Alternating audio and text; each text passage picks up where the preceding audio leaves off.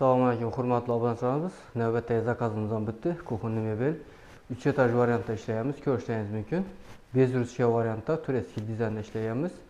Teylari cappuccino, ustilari bilan birga o'rtalarini shunday oq bilan kombinatsiya variantda ishlaganmiz. Stollarni yaxshisidan yaran stollardan qo'yib berganmiz. Ko'rishingiz mumkin, qalinligidan yaxshisidan. Bu yon tarafda full mo'kalardan qo'yib berganmiz. Trendda bo'lib turgan mo'kalarimiz. Keyin teylarni shunday musor idishlardan qo'yib berganmiz. Ko'rishingiz mumkin, akkuratli bo'lib turibdi. Keyin teylarni podsvetkalar qo'yib berganmiz. Bu yerda pulsatorni qo'yganmiz. Ko'rishingiz mumkin, chiroyli bo'lib kuxunimiz yanib turadi. Keyin bu yerda yushilkalar qo'yib berganmiz. Bu yerga jildirib foydalansalar bo'ladi. Keyin bu yon tarafda gaz plitalarini o'rnatib ishlatib berganmiz. Ko'rishingiz mumkin. Keyin bu yerda bitishga dimoxodlarni qo'yib berganmiz, sensorli variantda. Ishlatib berganmiz. Keyin bu yerda kargo mexanizmlari ko'rishingiz mumkin, yog' idishlari, pichoq naborlar qo'yishlari uchun.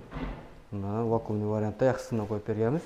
Keyin mexanizmlar tandem mexanizm bo'ladi. Ko'rishingiz mumkin, ichlarida patmuslar bo'yna zakritli mexanizm, ishlari ham MDF bo'ladi. Keyin bu yon tarafda sushilkalardan qo'yib berganmiz, ishlarni ko'rishingiz mumkin. Quloblarni ham yaxshisidan vakuumli quloblardan qo'yib berganmiz. Kimga shunday mebellar kerak bo'lsa, o'zlarimizdan murojaat etadi. Xudo xohlasa shuni chiroyli cho'tka taxlab beramiz. O'sha mebelimiz 430 bo'lgan, 13 million so'mga bitgan oshxona mebelimiz.